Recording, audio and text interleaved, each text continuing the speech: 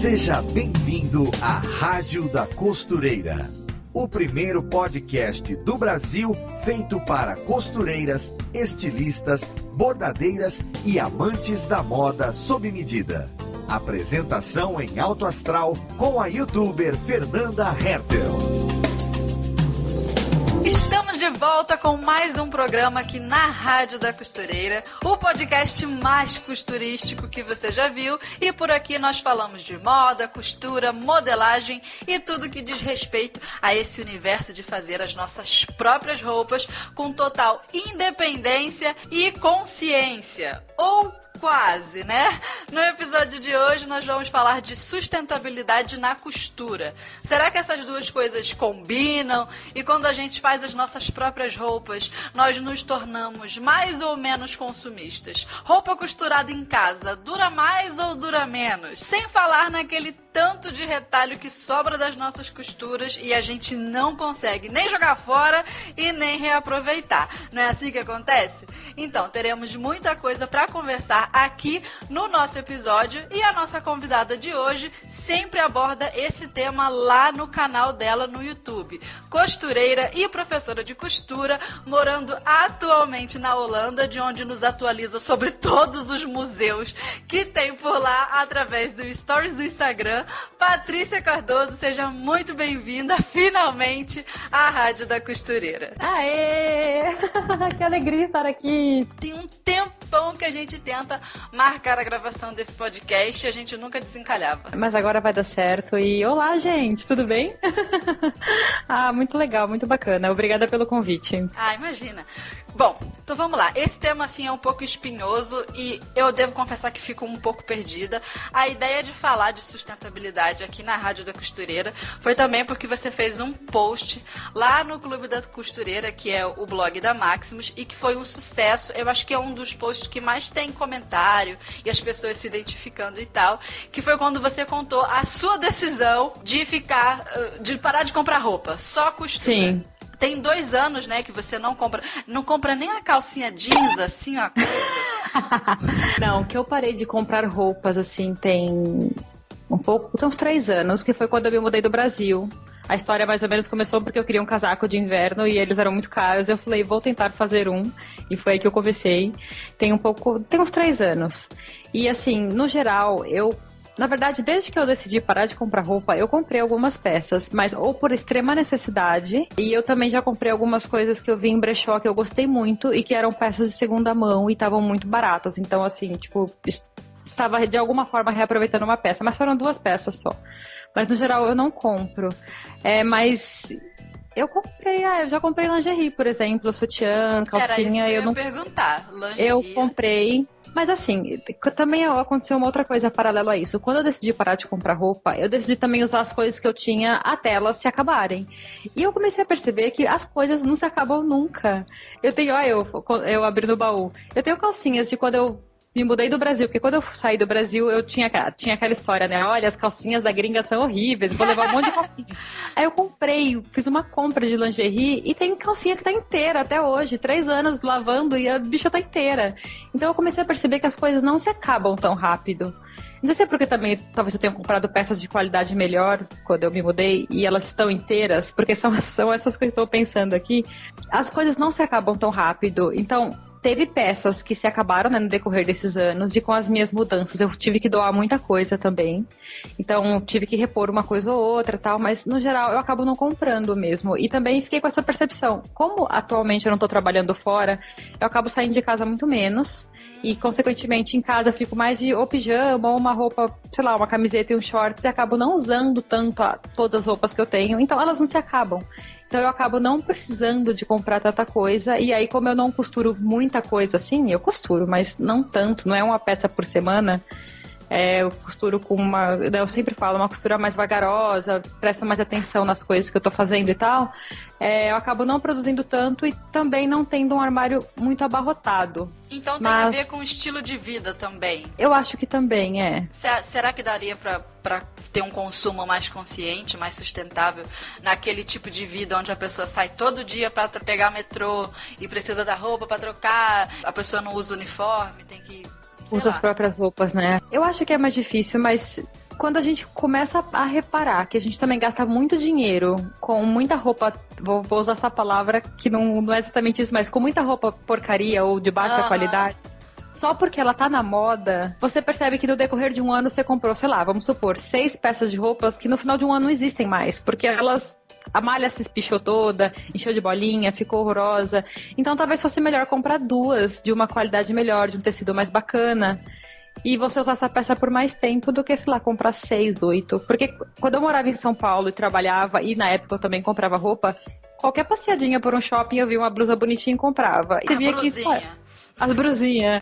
Chegava no final do ano, a blusinha tava um lixo. E tipo, caramba, eu gostava tanto dela e tá toda horrorosa. E as roupas que eu fiz, desde que eu comecei a costurar, eu tenho blusa que já tem 3 anos, ela tá inteira, porque o tecido é bom. Então eu acho que se a gente trocar, pra quem não costura, né, eu não faço, mas vou escolher comprar uma coisa um pouco melhor, porque hoje em dia tem várias marcas que estão fazendo roupas também com um tecido mais bacana, com um acabamento mais decente. Então, a partir do momento que você consome, você pode escolher. Então, comprar menos e ter uma peça um pouco melhor, eu acho que é uma possibilidade para quem não costura, né? Eu acho que também o conhecimento do estilo da pessoa auxilia nessa hora. Porque, vamos supor, ela decide investir numa peça que é durável. Mas ela não tem nada a ver com o restante do guarda-roupa dela ou com o estilo de vida. É um problema. Tem que acertar a mão nas coisas. Porque senão a roupa fica linda, bem feita, um tecido maravilhoso encalhada no armário. Eu tenho que conversar. Nossa, eu também tenho. E você sabe que, não sei, assim, se é só uma impressão minha, mas eu acho que não é uma impressão, não, é realidade. Quando eu morava em São Paulo, minha vida era muito ativa, né? Eu saía muito, trabalhava muito, tudo era muito ativo. Então eu comprava roupas que elas cabiam na minha vida ativa. E eu me mudei e fui trazendo essas roupas pra cá, e as roupas não tem nada a ver com a vida que eu levo. E é tipo saias ou vestidos longos, estampadões, que tipo, eu moro em lugares frios, gelados, a maior parte do ano, e tá tudo sem uso, sabe? Tipo... Então, são compras que no fim não cabem na minha vida hoje, que foram feitas e foram dinheiro desperdiçados, porque se eu não tivesse comprado aquele vestido que, sei lá, é lindo... e tivesse gasto esse dinheiro, sei lá, num jantar com a minha mãe, seria muito mais bem empregado do que um vestido que tá até hoje no meu armário, sabe? A consciência do consumo passa por aí. Mas envolve tanto autoconhecimento também. E, cara, às vezes a gente não tem tempo pra parar. Não, calma aí, que estilo eu tenho? Porque isso também parece tão banal, parece coisa tão fútil. As pessoas dizem, isso é superficial, se importar com a sua roupa, com a imagem que você transmite. Mas também tem a ver com as finanças. Pô, a gente trabalha horas e horas pra receber um salário no final do mês. Paga aquilo tudo de conta. Aí sobra uma graninha pra você comprar algo legal pra você e você não vai pensar no que você tá comprando, porque é fútil pensar em moda. Eu acho que quando você começa, assim, ser a pessoa que não começou a andarilhar por esse caminho e tentar descobrir qual é o seu próprio estilo, quando você começa a pensar que o seu estilo é a sua linguagem pro resto do mundo, que assim, eu não gosto desse conceito, eu sou super contra ele, a primeira impressão é que fica, eu não concordo com isso, mas que no geral as pessoas vão bater o olho em você e vão tirar alguma ideia dali. É importante que você tenha uma roupa que seja de acordo com a sua personalidade, com o seu espírito, com a coisa que você quer falar pro mundo. Então, assim, pensar minimamente qual é o tipo de roupa que eu gosto de vestir para ser quem eu sou no mundo, vai te ajudar a fazer compras melhores e, consequentemente, dar utilidade para essa roupa.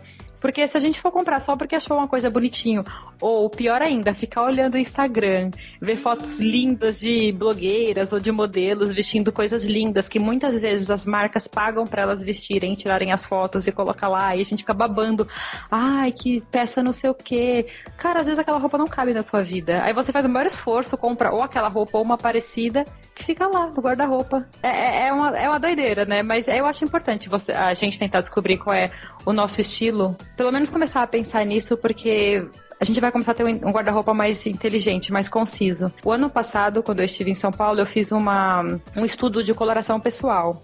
Tem até um vídeo no meu canal sobre isso, que é um exercício que a consultora de estilo faz. Você fica na frente de um espelho, na luz natural, e ela descobre qual é a sua cartela de cor. É engraçado que no fim você descobre que a sua cartela de cor você meio que já usa ela, porque são as cores que funcionam na sua pele, né, no seu tom de pele. Só que você ganha uma cartela com um monte de outras opções que também funcionam. E com aquele estudo, eu até falei isso no vídeo, eu vou começar a fazer roupas mais concisas, que combinem entre si para que eu use mais essas peças. Então, você não precisa ficar presa à cartela, você pode usar outras cores que você goste, mas você começa a ter uma noção de que cor te favorece e a partir daí você montar um armário mais inteligente. É muito legal. Quem quiser vai lá assistir o vídeo no canal. Faz parte disso, de se conhecer mesmo, de saber o que funciona em você e o que não funciona. E de reservar um tempinho, né, para esse autoconhecimento. Tem que parar um pouquinho ali a vida. Mas se a gente parar para pensar, hoje em dia a gente tem tantos facilitadores que nos fazem ganhar tempo. Antigamente a gente perdia muito tempo na fila do banco, hoje você faz tudo pelo aplicativo. Antigamente você perdia tempo para achar um lugar no trânsito, sai perguntando: ô amigo, sabe me informar onde fica o tal lugar? Ô amigo, sabe me informar onde fica a rua tal? E hoje você faz tudo pelo GPS. Então assim, a gente tem ganhado tempo e com isso a gente tem tido a oportunidade de fazer umas outras coisas. Mas aí que tá, né? A gente tá ganhando tempo pra fazer outras coisas. Aí você pensa: que legal, tô com tempo, vou fazer escolhas de como gastar meu tempo. Não, vem a rede social e engole tudo. Engole tudo. Fica no Instagram, não é? Quando você vê, você gastou 2 horas inúteis da sua vida dando...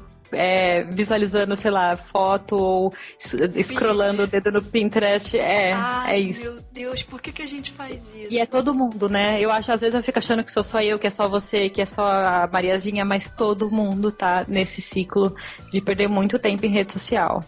Desde quando eu tenho um perfil no Facebook, mas eu uso ele muito pouco mesmo, porque eu percebi que eu ficava muito tempo lendo notícia, por exemplo, que não me rendiam nada, que eu não produzia nada, que às vezes eu ficava deprimida com as notícias. Então, eu comecei a falar: nossa, eu vou parar de usar o Facebook e vou usar esse tempo para outra coisa. É complicado. A rede social, ela parece um buraco negro que você entra lá e nunca mais sai, né? E uma coisa também que leva a gente, o vício na rede social, é que a gente só vê tendência. E você vê numa blogueirinha, sei lá... Hoje em dia o Instagram, né, é mundial, então a gente consegue ver o que o pessoal tá vestindo na estação de lá, que está antes da nossa, e outono e inverno, e você tá na primavera, mas você já tá sabendo o que vai rolar na próxima estação, e aquela coisa muito louca. E de repente você tá andando pela rua, pá, lá tá a roupa na C&A, no Riachuelo, na fast fashion da vida, aí você compra e acontece exatamente aquilo que você falou. A blusinha, depois de 6 meses, já não vale mais nada. E quando a gente costura a nossa própria roupa, isso não acontece mais, porque o processo é todo devagarzinho, faz a modelagem, o corte, a costura. Tá, a gente deixa de consumir o fast fashion, mas aí passa a consumir um tanto de aviamento sem fim. Não sei tu, mas o que eu tenho de elástico aqui em todos os centímetros é de 7 milímetros, 1 centímetro, 1,5 centímetro, é elástico preto, elástico verde, branco. bege, branco, rosa. Ai, meu Deus, viés, zíper, e linha e fio de overlock, mas que? Tudo. Aí eu deixei de comprar na C&A, né? Beleza. E agora eu tô comprando no armarinho mais próximo. Olha, eu acho um problema também. Eu já acumulei muito material de costura. E eu acho inevitável a gente não fazer isso. Porque todo mundo que eu conheço... Não tem uma pessoa que eu conheça que faz alguma manualidade, seja tricô, crochê, bordado, seja o que for, que não acumula tudo. Todo mundo tem muita coisa.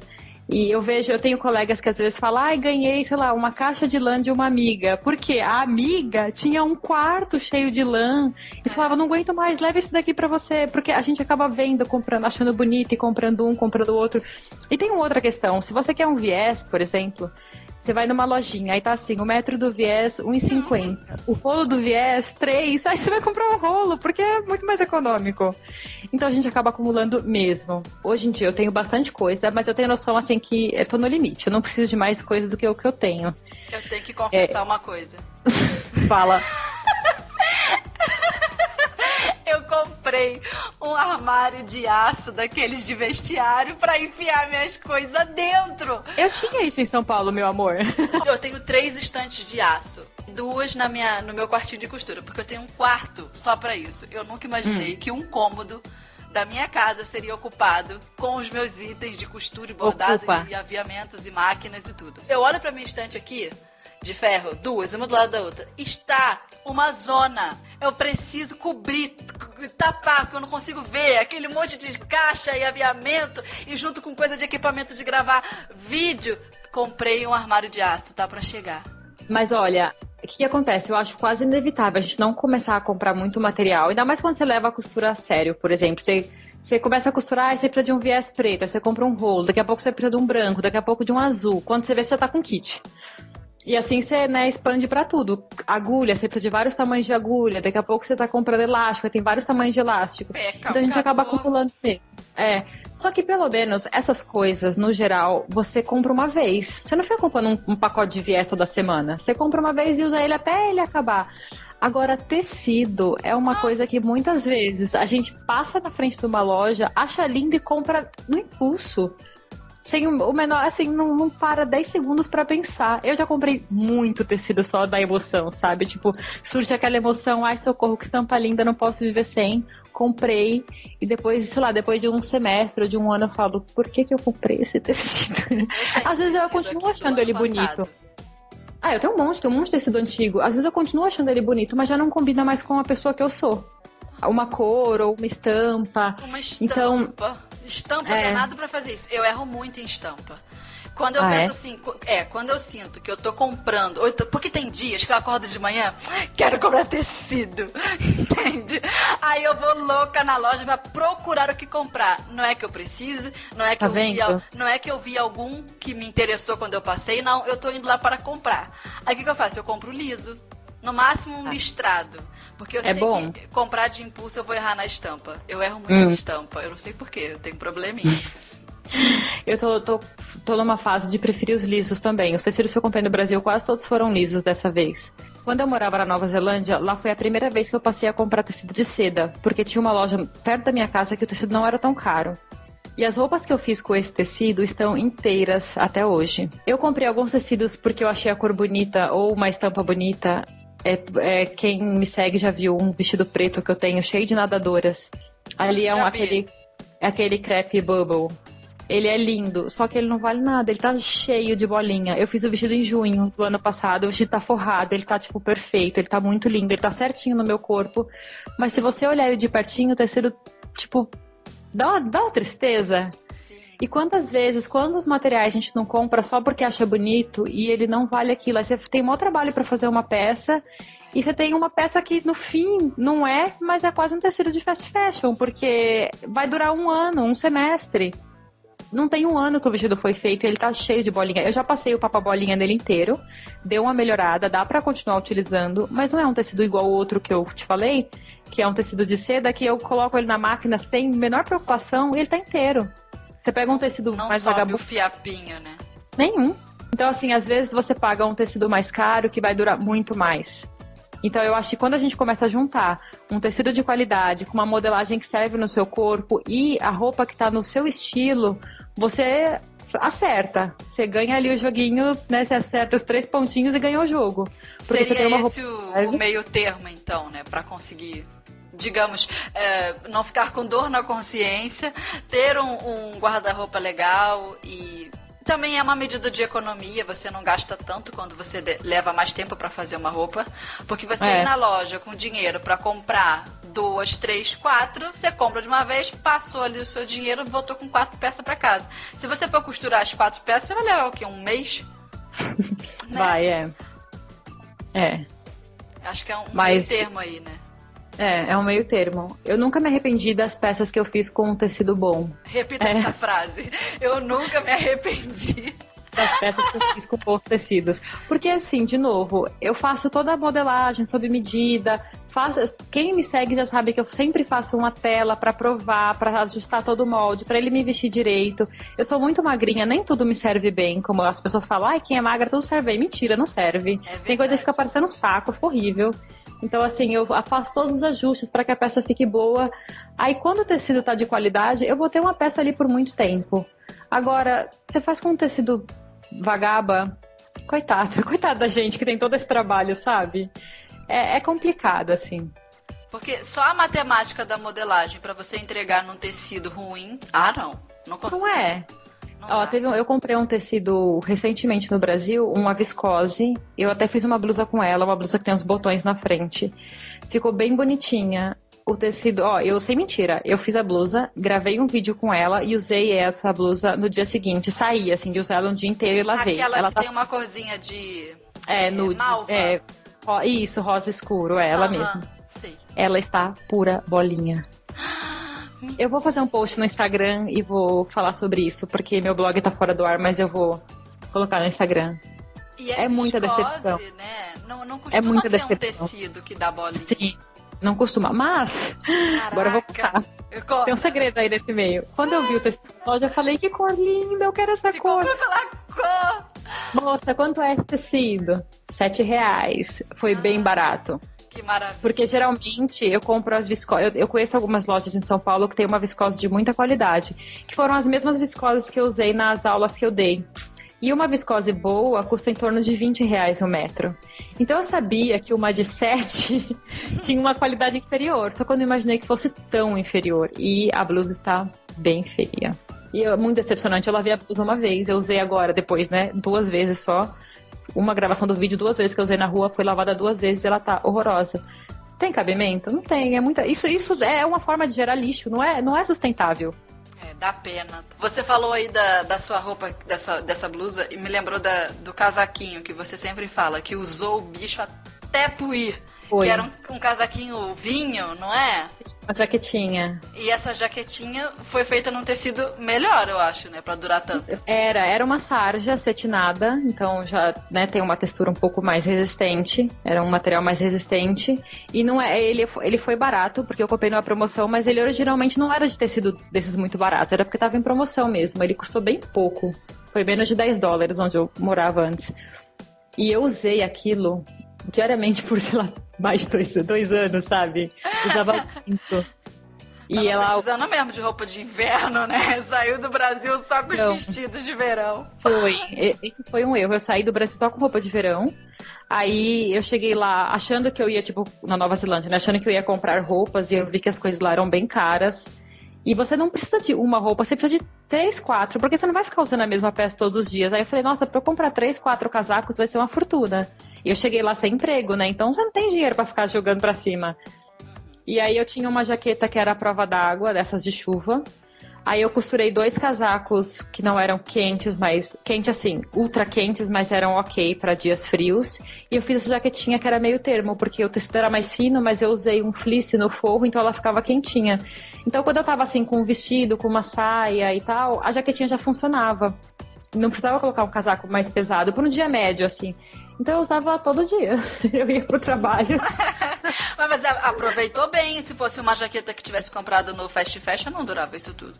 Falando de jaqueta em Fast Fashion, agora é uma questão minha. Eu compro jeans no Fast Fashion. Eu não gosto de costurar jeans em casa. Você gosta? Eu amo. Que não fica igual. Você gosta? Mas e a lavagem? Você não sente falta da lavagem? Ai, sinto. Eu sinto. Eu queria muito agora uma calça clarinha, dessas bem clarinha, azul, bem lavado. Sei. E não tem como fazer, porque toda vez que você compra um jeans, ele tá sem lavagem, ele é muito escuro. Tanto que quando você costura uma calça jeans, uma peça assim, você fica com a mão azul por dias. O nariz, o buraquinho da narina. A máquina mancha toda e você lava a roupa assim umas 5 vezes, ainda sai muita tinta, porque não é a mesma lavagem de uma lavanderia industrial. Então assim, tem esse problema, você sempre vai ter roupa escura. Eu tava querendo uma calça bem clarinha, claro. Assim, continuo querendo. E aí eu pensei, eu vou ter que comprar. Vai quebrar o ciclo de só costurar. Mas eu compro calça jeans, e jaqueta jeans, e shortinho jeans. Jeans. Jaqueta jeans, aquela classe que eu nunca fiz. A que eu tenho, inclusive, eu comprei. Eu ganhei, na verdade, mas enfim, a gente comprou, né? O Rafa que me deu.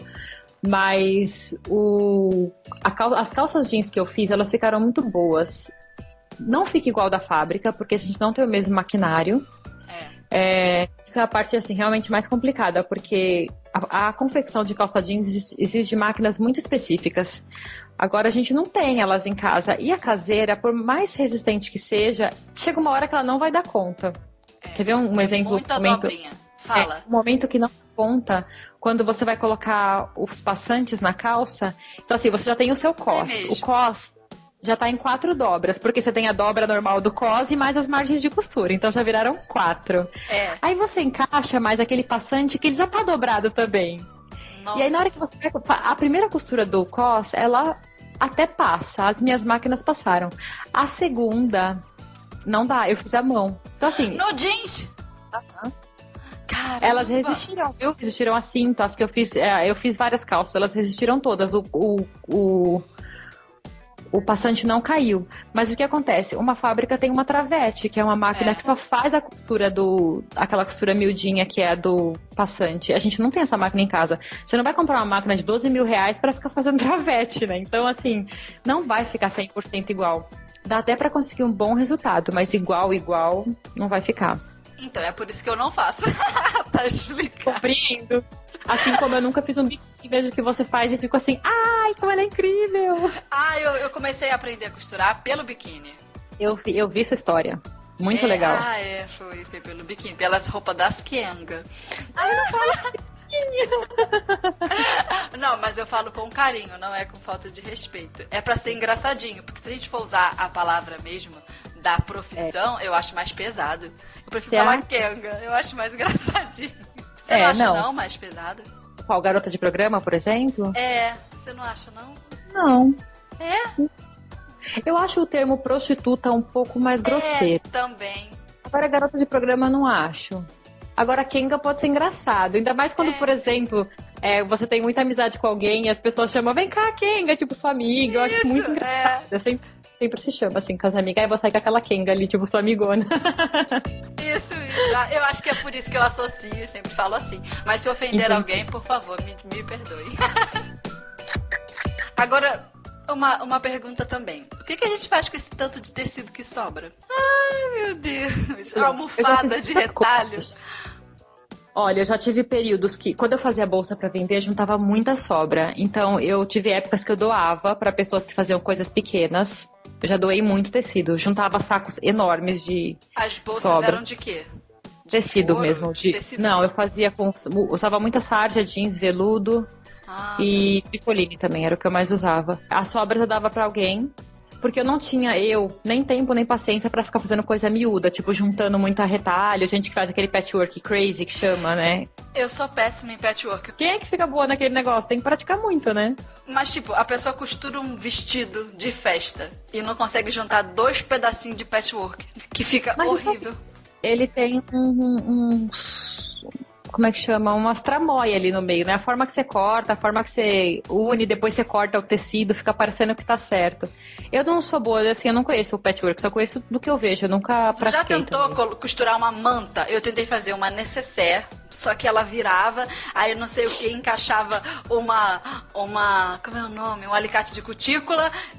Rapaz, ficou uma porcaria. Eu joguei no lixo de vergonha. Quando eu fazia a bolsa, eu emendava tecido pra compor, né? Então fazia necessário, eu juntava às vezes 2, 3 estampas pra elas se comporem. Então eu fazia um pouquinho disso, mas muito pouco. Não como uma profissional do pet, assim, isso não. Eu fiz almofada. Eu tenho almofada aqui em casa de pet pra botar em cima da cama. Aí beleza, consegui fazer. Mas eu tentei fazer uma coisinha miudinha que tinha um botãozinho e a manta. Olha, pra ter uma ideia, eu não consegui fazer o embutimento, porque quando eu virei, o tecido que eu queria que ficasse do forro ficou pra fora. Errei muito errado, muito errado. Eu falei, que vergonha. Eu já tinha um canal, e o pessoal no canal, né? Nossa, você é uma costureira de mão cheia. Eu, lembro do pet. Não consegui fazer um quadradinho. Foi bem isso, que horror. Mas eu acho que eu vou tentar praticar de novo. Mas eu vou tentar uma coisa mais fácil, que esse que eu tentei fazer foi muito difícil. Tá bom, aí voltando, o que a gente faz com os retalhos? Então, aí coisas que eu já fiz, já doei, que é uma forma de outra pessoa reutilizar. Tinha tecidos que sobravam num tamanho que não eram tão pequenos, que eu pegava às vezes e fazia tipo porta-moeda, não exatamente necessário, menorzinho, e dava pra pessoa que comprou a bolsa junto, tipo, às vezes a pessoa comprou 2, 3 peças, e aí eu dava um brinde, escrevia alguma coisinha, tal, com aquele tecido que ela escolheu. Então, às vezes, quando eu de tinha cabelo também, né? Coisas miúdas dá certo. Sabe pra quem que é bacana? Pra quem, né, pensa em doar tecido, pra quem faz coisas de boneca. Porque geralmente boneca utiliza medidas pequenas, então a pessoa reutiliza bastante, assim, é um caminho também. Eu acho um amor, boneca de pano. Atualmente eu tenho guardado os retalhos, todos eles no saco, e conforme eu preciso, às vezes até pra fazer um teste, um piloto, eu vou utilizando eles. Porque eu não... Então... Desde que eu voltei do Brasil da última vez, eu decidi não comprar mais tecidos. Porque eu tenho muito tecido e eu preciso usá-los. Então, o que eu tenho aqui é o que eu vou usar, paciência. Então, as sobras que eu tô tendo de tecido de coisas que eu faço, às vezes pro YouTube ou mesmo pra mim, eu guardo as sobras e quando eu tenho que fazer um teste, eu faço com eles. Mesmo que o tecido às vezes não tenha nada a ver, mas pelo menos eu vou ter noção se vai estar me servindo a peça ou não. Então, eu tô utilizando as minhas sobras pra isso, no geral, hoje em dia. Aí faz aquele retalhão, né? Faço um retalho, emendo. O último vídeo que eu gravei, que foi um top, eu fiz ele inteiro com sobra, porque era o que eu tinha aqui. E era o tecido necessário pro tipo de roupa. Eu não ia comprar outro. E quando eu coloquei o molde, deu certinho, assim, tipo, na lata. E aí o que eu fiz foi com retalho, foi com as sobras.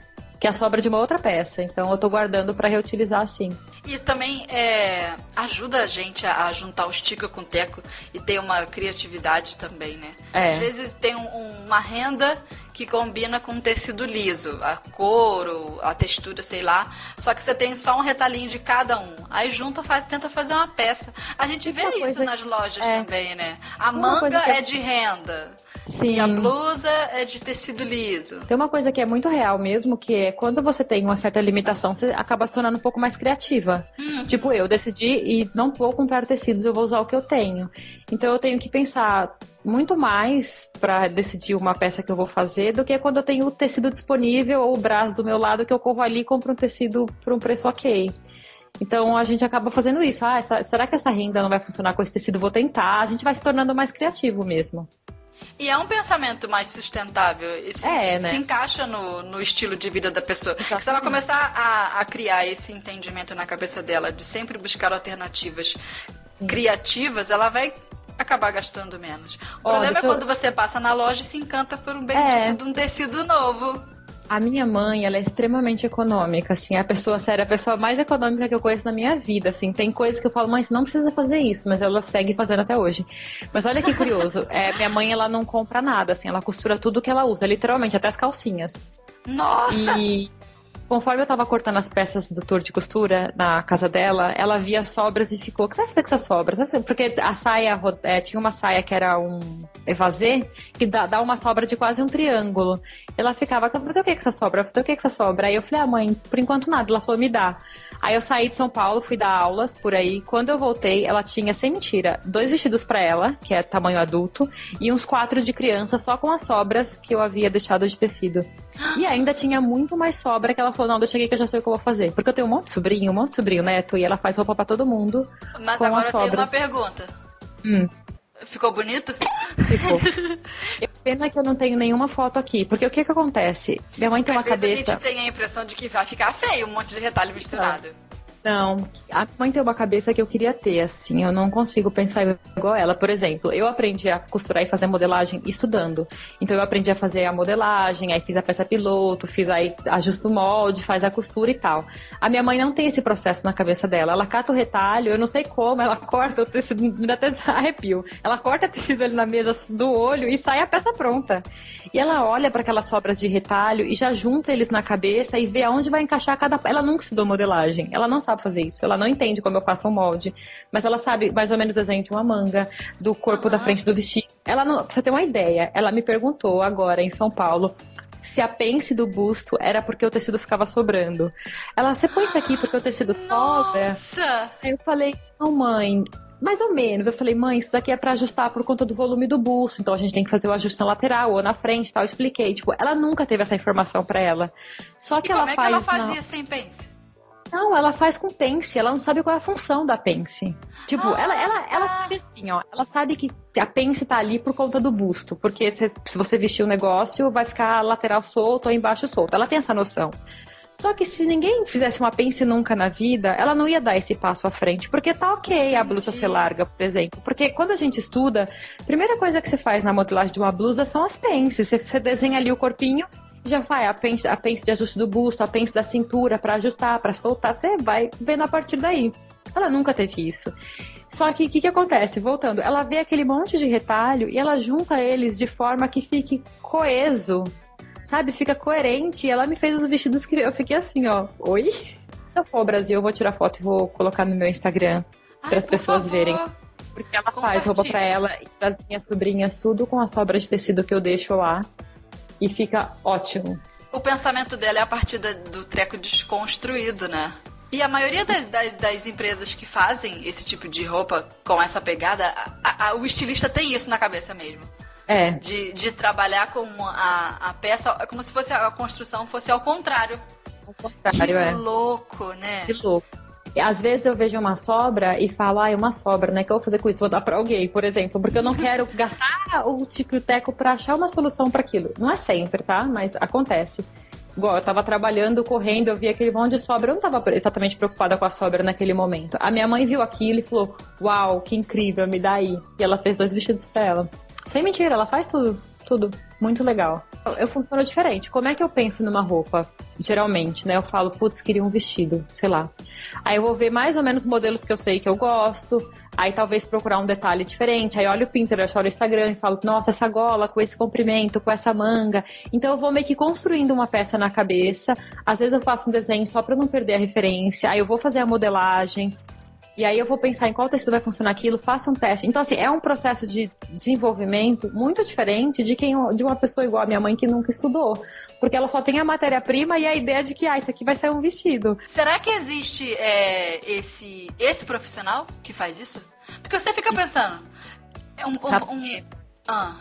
Tem uma marca em São Paulo... Um estilista voltado para retalho, para pensar a partir do que sobrou. Tem sim, tem uma marca em São Paulo, que eu não sei o nome agora de cabeça, que elas compram sobras de camisaria. É uma marca de roupa feminina, que elas vão em empresas que fazem camisa, e, por exemplo, isso é bem normal, né? Um monte de tricoline. Quem já trabalhou em empresa de confecção de roupa sabe que isso acontece. Às vezes faz uma modelagem e dá um problema. Aí uma linha inteira de produção vai ser perdida. O que acontece? Tem muita fábrica com muita sobra de camisas que foram costuradas, mas não foram pro mercado porque tinha algum problema, seja ele qual for.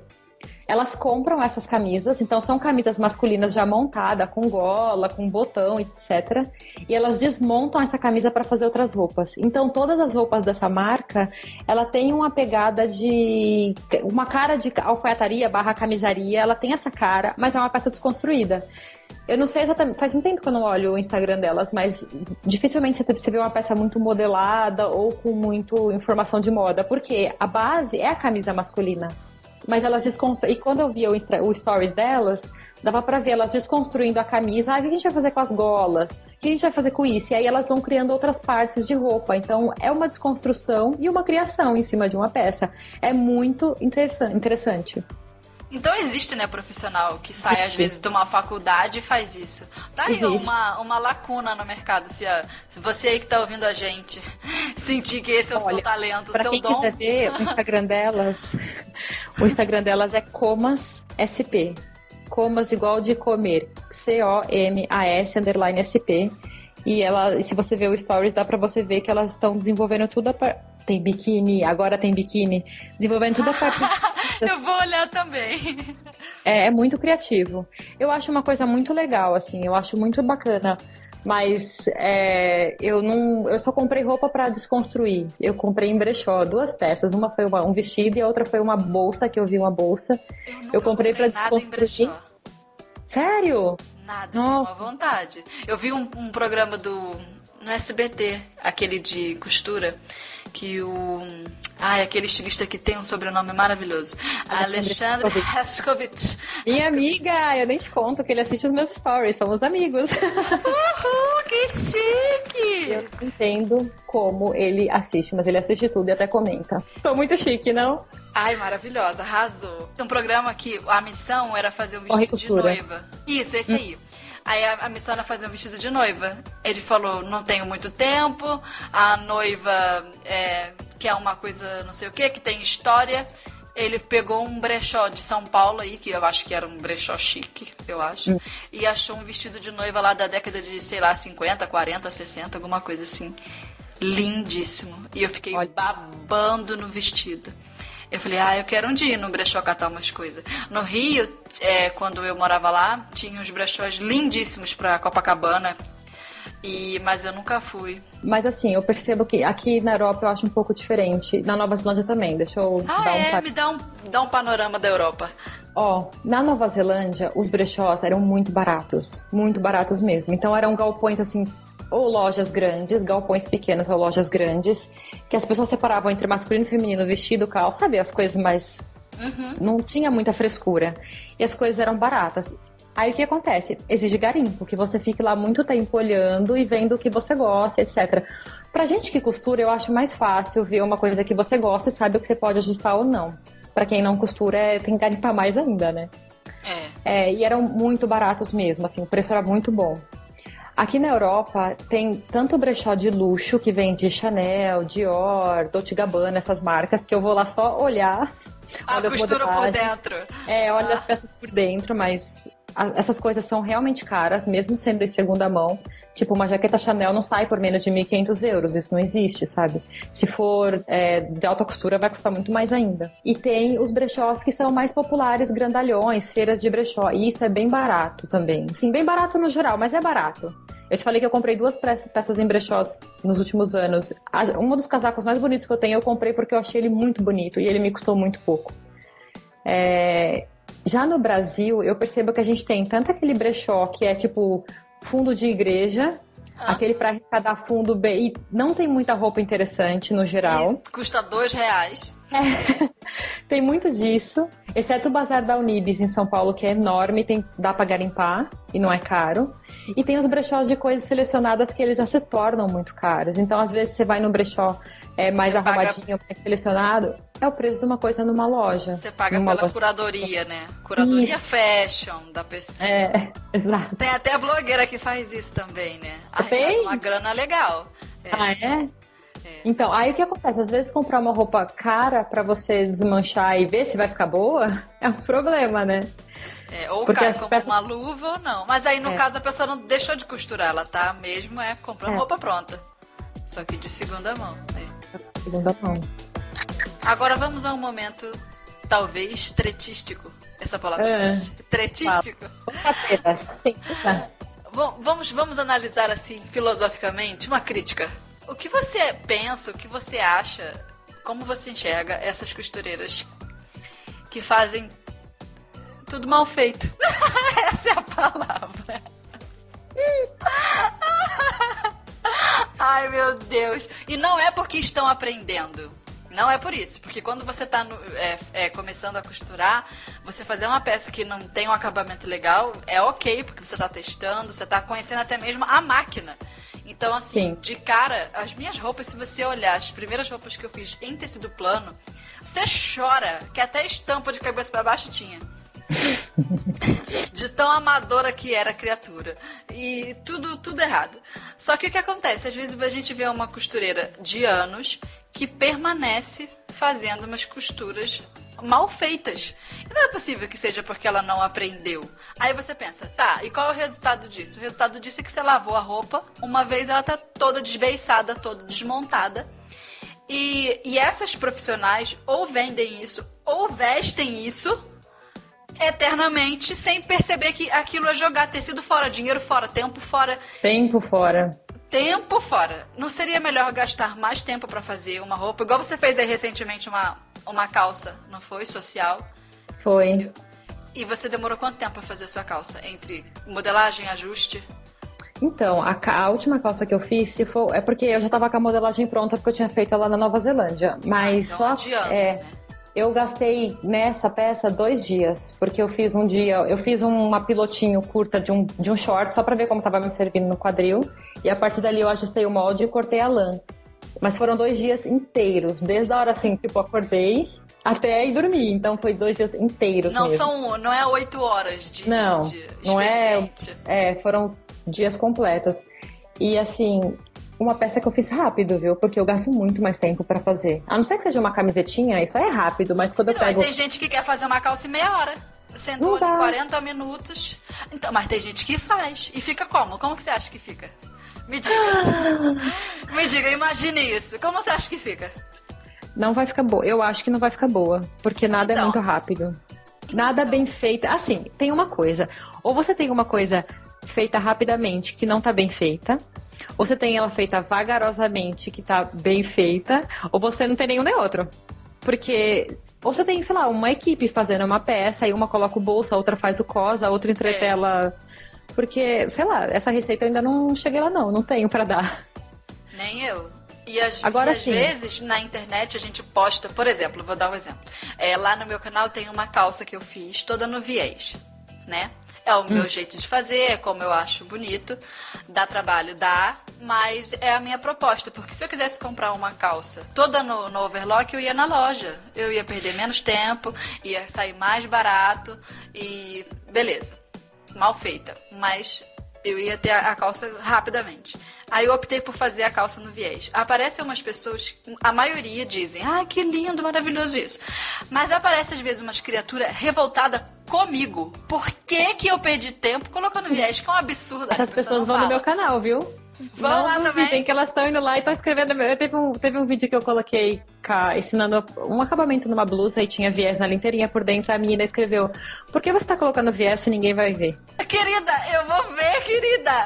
Meu amor, eu tô vendo. E outra, a peça vai durar muito mais, vai ficar bonita depois das lavagens. Ela fica armadinha quando tá no viés. Ela fica certa. Ela se encaixa. E, por exemplo, quando você faz uma costura embutida, uma costura francesa, etc., a roupa tá com uma costura dupla. Você bota aquela roupa na máquina e não sofre, porque ela não vai descosturar. Agora, passa uma costura simples numa linha podre pra você ver o que acontece depois de 2 usos. Não adianta. Então, assim... Eu acho que fazer bem feito e fazer mal feito é uma escolha. É uma escolha do que você vai dedicar para aquilo que você está fazendo e para aquilo que você quer ter para você. Se você tem em mente que, tanto faz o que eu faço, eu acho que a pessoa também aplica isso para tudo na vida, sabe? Faz uma roupa feita, faz uma comida de qualquer jeito. É uma crítica que começa nas costuras. Por isso que eu falei, talvez surja uma treta. Porque é uma crítica à personalidade daquela pessoa. Que a gente enxerga a partir da costura. Claro, todo mundo tem direito de ser como quer ser. É lógico. Sim. Mas. Eu acho que a gente não pode julgar. Não consigo. Já estou julgando. Já estou julgando. Eu não sou dessas que falam, eu não julgo. Querida, se eu não julgasse o próximo, eu não conseguiria selecionar com quem eu vou casar, com quem eu vou me relacionar. É claro que eu julgo o próximo. Desculpa. Você é ótimo. Essa pessoa. Porque se eu não julgar o próximo, é claro que eu não posso ser aquela pessoa cega, de mente fechada, que eu olhei pra pessoa em 2 segundos, já formulei sobre ela uma opinião negativa e não dou a pessoa chance de conversar comigo, de me mostrar como é a história dela, a bagagem de vida dela. É lógico. Eu não posso ser tapada a esse ponto. Mas eu também não vou ficar dizendo que eu não julgo as pessoas. Eu julgo sim. Mas então, eu acho que é um pouco da personalidade de quem faz, de fazer meio que tudo mal feito. É que é um problema, né? Porque você comentou no começo, tem gente que tá aprendendo, assim, não é uma pessoa que tá aprendendo, é uma pessoa que já desenvolve aquilo há muitos anos, mas faz daquele jeito. Também tem gente que não sabe, não sei, é complicado. E outra, quando a gente começa a fazer uma peça com uma costura mais exigente, mais elaborada, a gente tem sim trabalho de início, porque a gente estava acostumado a enfiar tudo na overlock, por exemplo. Aí, de repente, você começa a fazer viés, você se assusta. Mas depois, viés é o quê? Costura reta. É costura reta.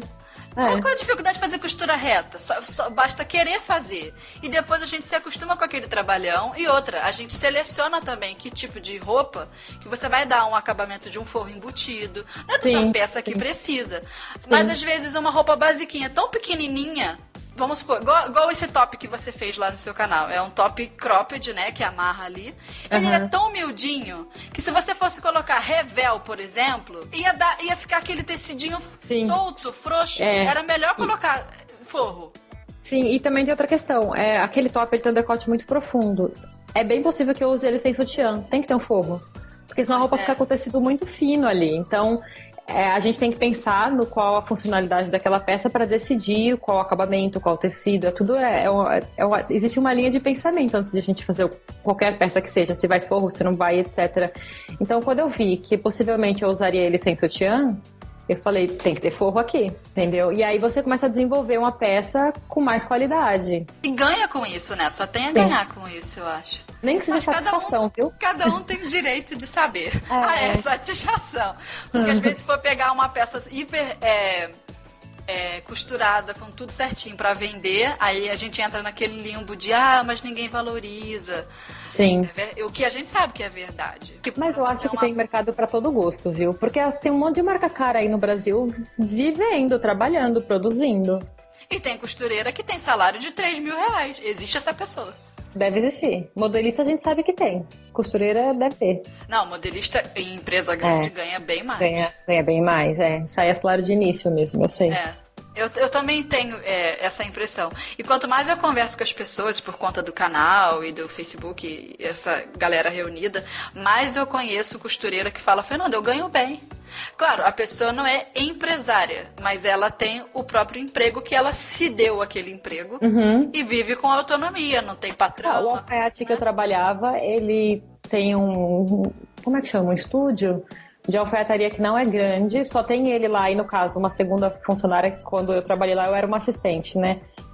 E não era uma empresa grande, era um negócio pequeno, mas que sustentava ele, e ele cobrava muito bem nos trabalhos. No começo eu entrei lá e eu ficava, uau, porque tipo, ele cobrava, pra você ter uma noção, assim, um vestido de festa longo, que alguém quisesse fazer uma barra e tivesse, sei lá, forro, às vezes 2 forros, ele cobrava $80. Isso é muito dinheiro. Muito dinheiro!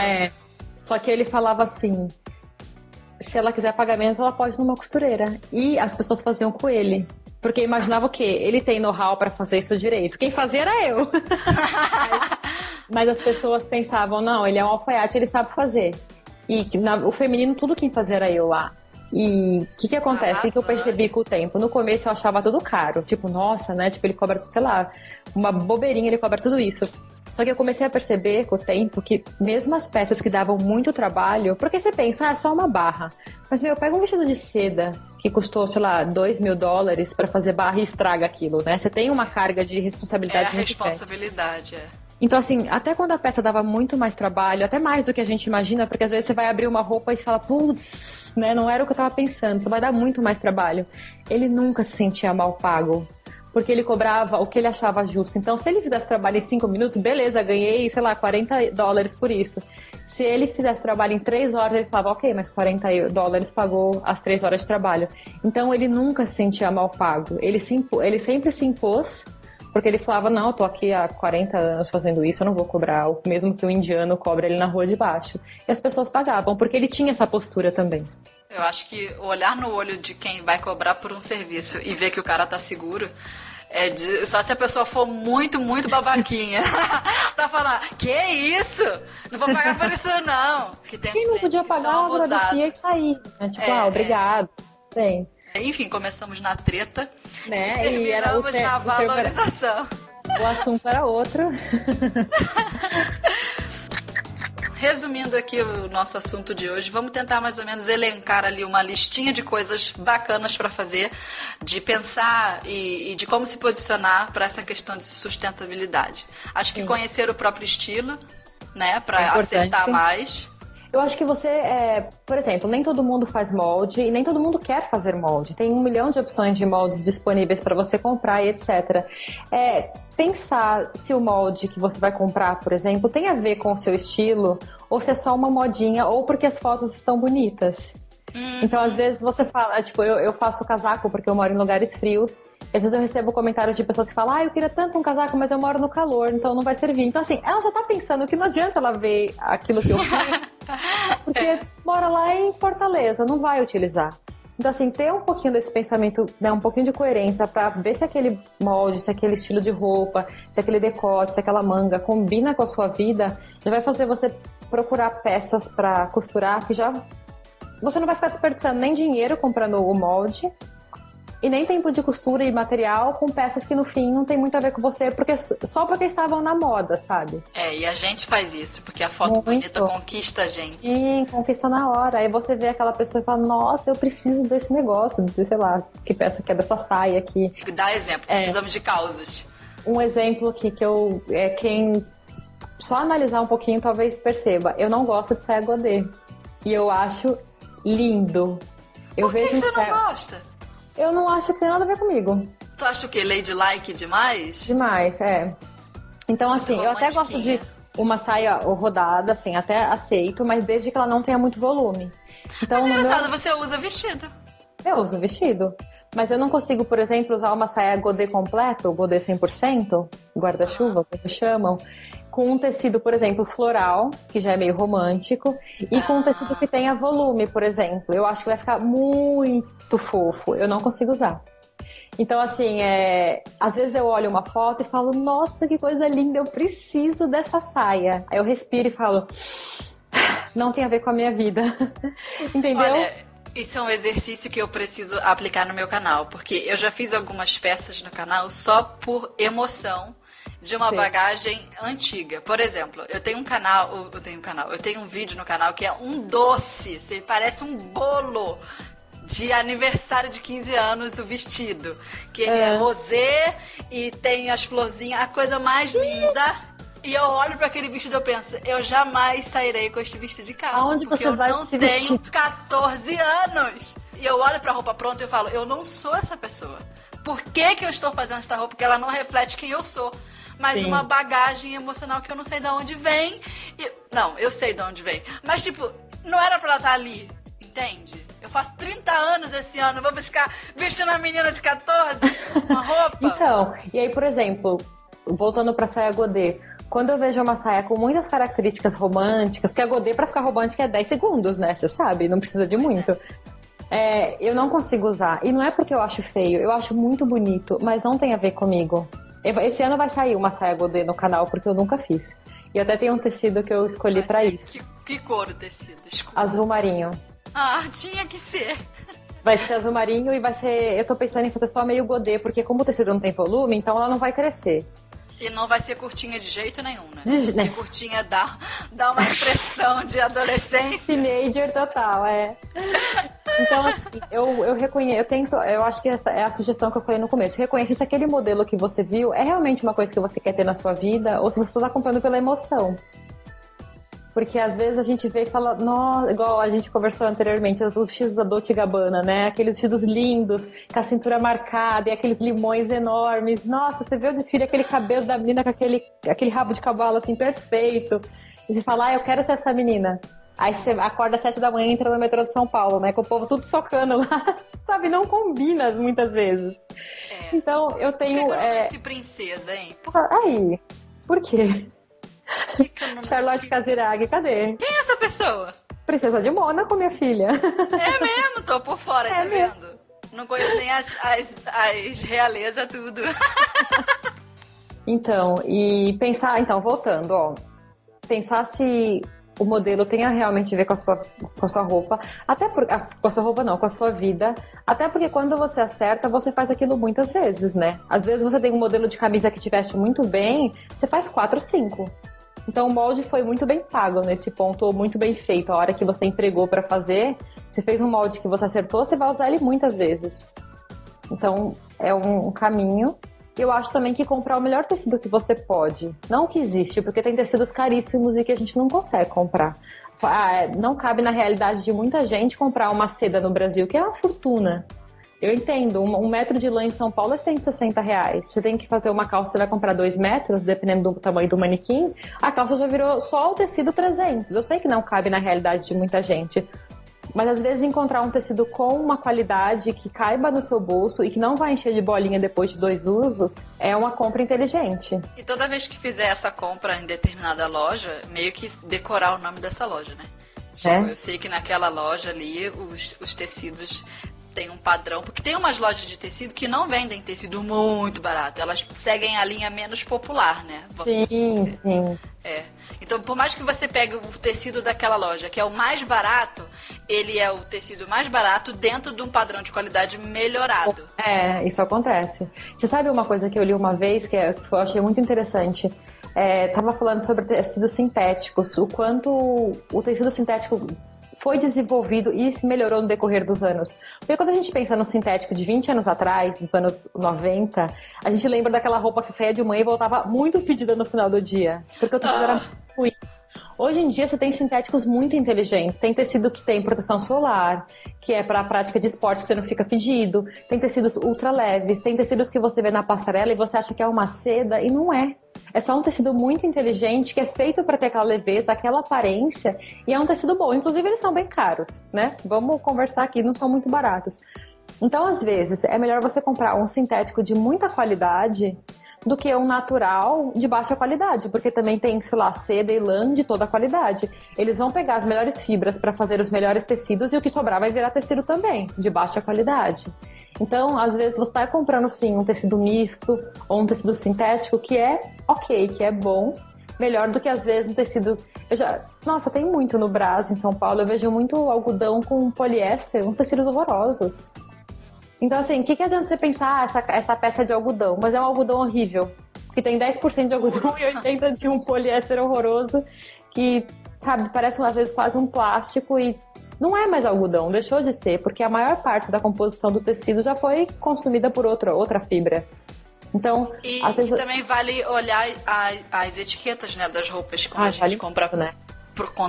Quando compra pronto. Eu vi, por exemplo, eu tenho uma calça que ela é toda de alfaiataria socialzinha, aí eu olhei pro modelo dela, falei, gostei do modelo, vou vestir pra ver se o caimento fica bom. Aí vesti, o caimento ficou bom. Aí o que foi que me fez decidir comprar a calça? Foi a etiqueta do tecido. Quanto que tinha? Era um linho misto. Aí tinha 70% de linho e 30%, os 30% ficavam divididos em outras fibras. Eu não sei se era algodão, uma delas, e um pouco de poliéster. Então, assim, era um tecido decente. E eu olhei o preço da calça e tava maneiro. Então, me vestiu bem. Porque não adiantaria nada disso se a calça tivesse um caimento péssimo. Me vestiu bem. Gostei da etiqueta, o preço. Aí eu comprei a calça. Uso pra caramba a calça. E é uma compra inteligente. É uma compra inteligente. Porque às vezes você vê uma peça que é bonita e às vezes ela é cara. E quando você olha o material, você fala, não creio, porque essa roupa é tão cara. Tem uma marca de roupa que eu fico vendo as fotos delas do Instagram, que eu adoro as modelagens, eu gosto muito do que elas fazem. São roupas de luxo, né? Porque um vestido de R$2.000 para mim é um vestido de luxo. E o tecido que elas usam não é um tecido luxuoso. Na descrição tá sempre assim, sintético alguma coisa. Talvez seja um tecido inteligente, um tecido, né, bom e tal, mas assim, quando eu vejo uma peça de R$2.000, na minha cabeça eu imagino um tecido natural, mas não é. Então, né, você falou, você comprou uma calça que tem 70% de linho. É uma compra inteligente. Se ela te serviu bem, se o preço tá bom e o material dela é esse... Pois é, mas tem gente que não olha a etiqueta. A gente tem que aprender a fazer isso. Eu também não fiz isso por muito tempo da minha vida. Mas com esse negócio de costurar, de tocar tecido, sentir tecido, estudar sobre tecido, a gente aprende a fazer a compra mais acertada. Sabe por que tem que olhar a etiqueta? É porque é o seu dinheiro que você está colocando ali. E o seu dinheiro veio do seu tempo. E o tempo é a coisa mais preciosa que a gente tem. Quando a gente tem 20 anos, a gente não enxerga isso, porque você só tem 20, tá acontecendo um milhão de coisas na sua vida. Quando você tem 30, você começa a pensar, nossa, será que eu tô na metade da minha vida? Porque se eu viver 70, eu tô quase na metade. Então, você começa a valorizar o seu tempo. Por exemplo, você, assim como eu, faz vídeo, e você vê quanto tempo a gente gasta editando um vídeo. Tipo, é muito tempo. Às vezes eu fico 2, 3 dias só a edição de um vídeo. Então, assim, é muito tempo que eu coloco pra uma coisa. E assim, o tempo é a coisa que a gente mais tem e todo dia tá se acabando. Então, se você vai colocar o seu dinheiro que foi pago com o seu tempo, é o mínimo que você preste atenção no que você estiver comprando, no que a gente está comprando, porque é parte da nossa vida que foi gasta. É questão de tu olhar para aquela calça que, sei lá, custou R$150, vamos supor, e tu falar assim, essa calça vale meia hora de brincadeira com meu filho? né? Porque é bem por aí. Se tempo é dinheiro e eu tô gastando dinheiro com aquela calça, você olha pra calça e se pergunta quanto tempo da minha vida brincando com os meus filhos, curtindo, sei lá, com meu marido, sei lá, fazendo qualquer coisa agradável, aquela calça vale. Sim, exatamente. Se a gente fizer muito isso, a gente pira um pouco, né? A gente pira, né? Eu sei. Ai, meu Deus. Então um exercício, né? Um olhar, mas eu sei.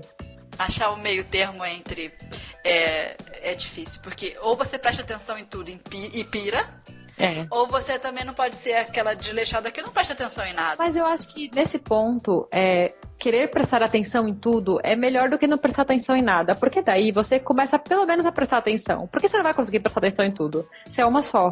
Então, se você ter esse exercício de prestar atenção em tudo e conseguir cumprir 30% dele, você já viu muita coisa. Porque 100% não vai rolar. É bem não difícil, adianta né? ficar frustrada, não vai dar pra prestar atenção em tudo.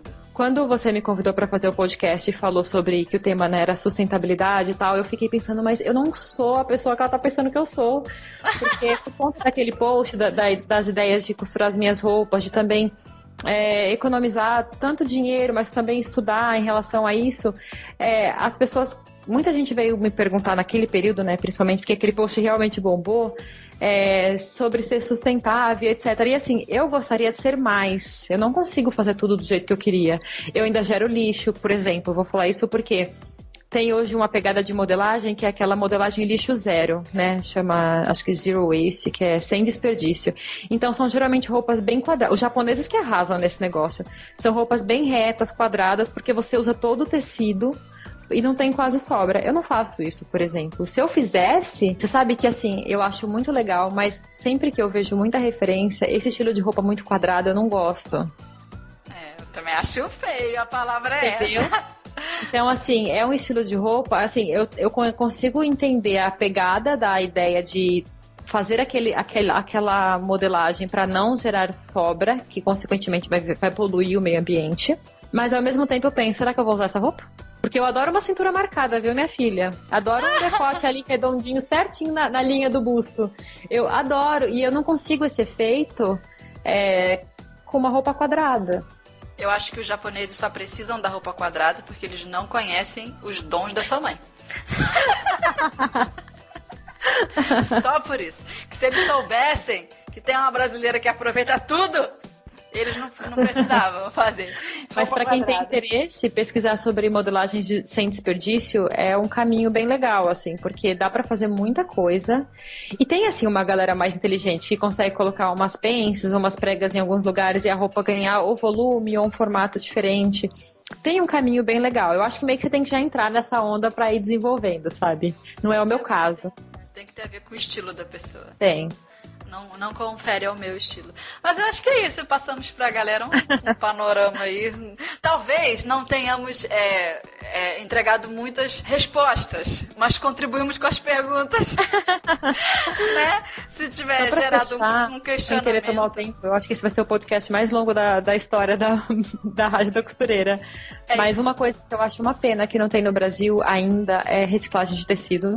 Porque a gente poderia juntar todas as nossas sobras e mandar para um posto de coleta.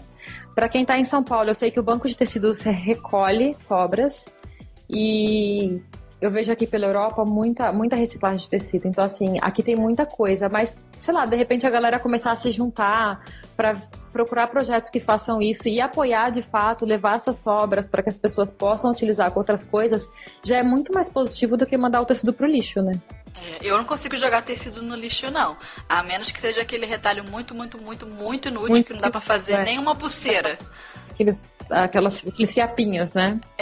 Mas eu tenho caixas e caixas aqui na minha estante, motivo pelo qual comprei o armário de aço, porque eu preciso esconder essas caixas de retalho. É retalho. Ai, que não acaba mais. Tem retalho de plush do inverno que eu cheguei aqui em Santiago. Meu Deus. Fernanda, arruma alguém pra doar, vai. Abre espaço na sua vida, doa isso daí, alguém vai utilizar. E depois dessa conversa toda, vamos então ao nosso arremate do episódio de hoje. Nesse podcast, a nossa intenção foi de provocar questionamentos, como eu já falei para vocês, muito mais as perguntas do que as respostas, para que a gente consiga tirar um tempo aí para pensar sobre o que nós podemos mudar e mudar para melhor na maneira de costurar, de consumir costura, tanto da roupa comprada quanto da roupa feita em casa, pensando no aproveitamento máximo de tudo que a gente faz, como consumimos a matéria-prima, como que a gente lida principalmente com o emocional aí diante de todas essas questões, e eu espero ter instigado vocês no episódio de hoje a pensar em tudo isso. Eu quero agradecer demais a presença da Patrícia aqui com a gente. Muito obrigada. Eu adorei. Me convida depois para gravar outro. Todo mundo que chega para gravar o podcast fica super nervosa. Eu nunca gravei um podcast. Aí depois que acaba, na hora de fazer os agradecimentos, a pessoa sempre fala: me convida de novo. Que bom que você curtiu, Patrícia. Com certeza muito. A gente vai obrigada te convidar pelo de convite. novo. Muito obrigada pelo convite. Fala aí pro pessoal como é que a gente encontra você na internet, seu canal, seus stories e tudo. O seu blog tá um pouco fora do ar, né? Temporariamente. Bom, não sei quando esse podcast vai entrar no ar, mas ele volta em breve. Mas bom, para me encontrar muito facilmente é pelo Instagram, Patrícia Cardoso. E quem quiser encontrar o canal ou o blog tá fora do ar. Mas se você jogar no Google Patrícia Cardoso Costuras, você vai pro canal com certeza. Isso pra quem ainda não te conhece, né? Porque tem muita gente que já conhece você. Até o Alexandre Raskovich conhece. Eu brinco que eu sou a famosa classe D. Não é nem a classe B, que são o segunda linha dos famosos, nem a C. Eu sou a D, tô lá atrás ainda. Mas, então eu tô nem na D. Você tá na D comigo, nem vem. Não sei, Alexandre Raskovich não me conhece, não. Ai, amiga, eu não sei como é que te segue. Não, eu sei, mas enfim. Depois você me conta o segredo. Espero que vocês tenham gostado do nosso episódio de hoje. Muito obrigada pela companhia de vocês aqui com a gente. E até o nosso próximo encontro aqui na Rádio da Costureira.